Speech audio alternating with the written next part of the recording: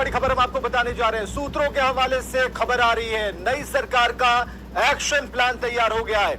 20 से 30 अगस्त तक तबादला बदले जाएंगे जिलों के डीएम और एसपी। जो खबरें आ रही है, नई सरकार का एक्शन प्लान, इसमें सबसे पहले तबादले की सूचना है। कई जिले ऐसे हैं, डीएम और एसपी वहां के मंत्री बदल दिए जाएंगे, मंत्रियों के आप्त सचिव बदल दिए जाएंगे। ट्रांसफर के बाद शुरू की जाएगी नियुक्ति की प्रक्रिया। तो शिक्षा स्वास्थ्य विभाग में भी बहाली होगी। शिक्षक बहाली सरकार की जो पहली प्राथमिकता के तौर पर है, उसमें है शिक्षक बहाली, और सितंबर में शुरू हो जाएगी बहाली। खाली पदों को लेकर बैठक हो गई है और मुख्य सचिव की अध्यक्षता में यह बैठक हुई, जिसमें तमाम बातों पर मुहर लगी है, जैसा कि सूत्र बता रहे हैं। और अब एक बार फिर से रिपीट करना चाहते हैं इसे, सूत्रों के हवाले से जो बड़ी खबर आ रही है कि नई सरकार का एक्शन प्लान तैयार हो गया है। 20 से 30 अगस्त तक तबादले होंगे और कई जिलों के डीएम और एसपी, मंत्रियों के आप्त सचिव बदल दिए जाएंगे। नई सरकार के गठन होने के साथ ही महागठबंधन की सरकार ने एक्शन प्लान तैयार कर लिया है। जहां मुख्य सचिव समीक्षा बैठक करने में जुट गए हैं, वहीं अधिकारी अब जिलों से आंकड़ा मांगने में लगे हुए हैं। तो सरकार ने जो एक्शन प्लान तैयार किया है, सूत्रों के हवाले से ये खबर आ रही है कि 25 अगस्त से लेकर 30 अगस्त के बीच तबादलों का दौर रहेगा। यानी दर्जनों आईएएस और आईपीएस का तबादला किया जाएगा, जिसमें कई जिलों के डीएम और एसपी भी शामिल हैं। उसके साथ साथ प्लान नंबर 2 ये है कि मंत्रियों के आप्त सचिव बदल दिए जाएंगे। यानी संभावना ये जताई जा रही है कि 16 अगस्त को मंत्रिमंडल का गठन किया जाएगा और उसके बाद जैसे ही मंत्री पदभार ग्रहण करेंगे, उनके आप्त सचिव बदल दिए जाएंगे। प्लान नंबर 3 ये है कि तेजस्वी यादव ने जो वादा किया था युवाओं से रोजगार का, नियुक्तियों का, वो भी निभाना है। ऐसे में इसको लेकर भी शिक्षा विभाग और स्वास्थ्य विभाग ने जो रिक्तियां है उसका आंकड़ा मांग दिया है। और बता दें आपको कि 7वें फेज की शिक्षक बहाली जो है सरकार की पहली प्राथमिकता होगी।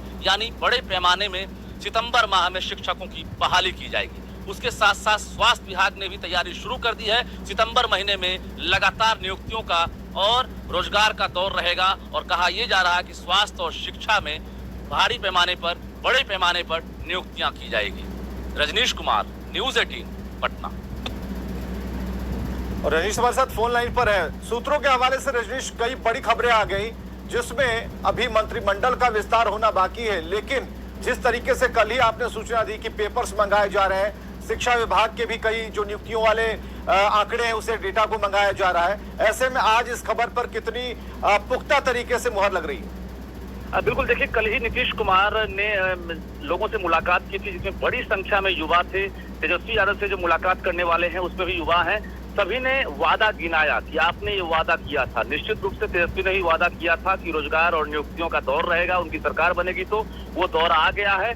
और जो खबर आ रही है हमारे पास कि मुख्य सचिव जो है तमाम विभाग के जो प्रधान सचिव हैं, निदेशक हैं, उनके साथ बैठक की है और सभी जिलों में जो रिक्तियां हैं, अलग अलग विभागों में, खासकर स्वास्थ्य और शिक्षा में जो रिक्तियां हैं, उसको लेकर जोड़ा मांग दिया है और उसकी समीक्षा की जा रही है। तो निश्चित रूप से दूसरी खबर ये है कि 25 और 30 अगस्त के बीच में तबादलों का दौर रहेगा। ये भी खबर आ रही है कि सरकार एक्शन में आएगी और मंत्रिमंडल का गठन होने के साथ ही कई जिलों के आईएएस और आईपीएस का तबादला होगा, डीएम और एसपी का तबादला किया जाएगा, साथ ही मंत्रियों के आप्त सचिव बदले जाएंगे। कुल मिलाकर रोजगार और नियुक्तियों का ये दौर माना जा रहा है और सितंबर महीने को सबसे प्राइम मंथ कहा जा रहा है। इसमें सरकार जो है बहुत कुछ खुलासा करेगी और बहुत कुछ तोहफा देगी। जी, तो 10 लाख नौकरियों को देने का जो सवाल था, जो मैनिफेस्टो में था आरजेडी के, और कई सवाल आप लोगों की तरफ से भी तेजस्वी से पूछे गए, तो क्या मान सकते हैं कि एक शुरुआत के तौर पर इसे, ताकि लोगों तक ये मैसेज जाना चाहिए कि जो तेजस्वी ने कहा था उसे फुलफिल करने के लिए वो प्रयास कर रहे हैं? बिल्कुल, देखिए, तेजस्वी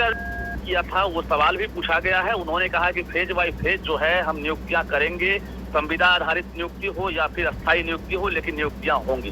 तो इंतजार करना जरूरी है। लेकिन खबर ये आ रही है कि अभी चीफ मिनिस्टर के साथ साथ डिप्टी सीएम ही अभी शपथ लिए हैं, लेकिन जिस तरह से एक्शन प्लान तैयार किया गया, माना ये जा रहा है कि अगले 1 मंथ के अंदर, 1 महीने के अंदर कुछ